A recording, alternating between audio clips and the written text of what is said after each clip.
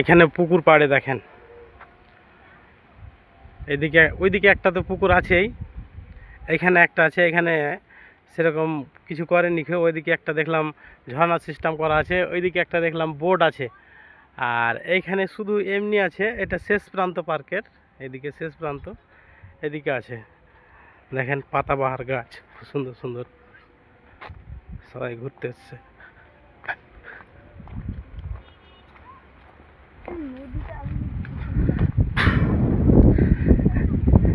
যাকে বলে খুব সুন্দর জায়গা, খুব সুন্দর দৃশ্য, একেবারে দেখার মতন।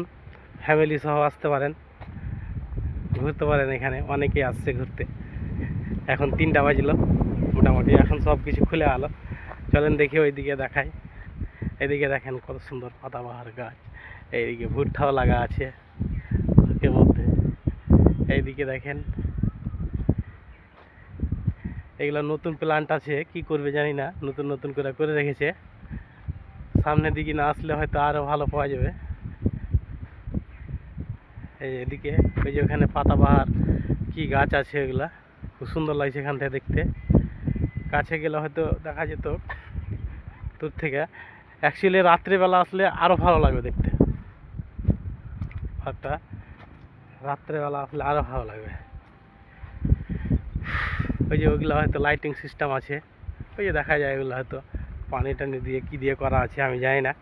আর অন্য কোথাও ঘুরতে যাইনি, আমার ভিডিওর প্রথম এটাই তো, আমি বলতে পারছি না যে এগুলো কী আছে। এই যে এইগুলা,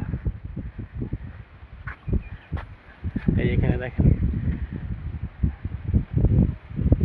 এগুলা কী আছে জানি না।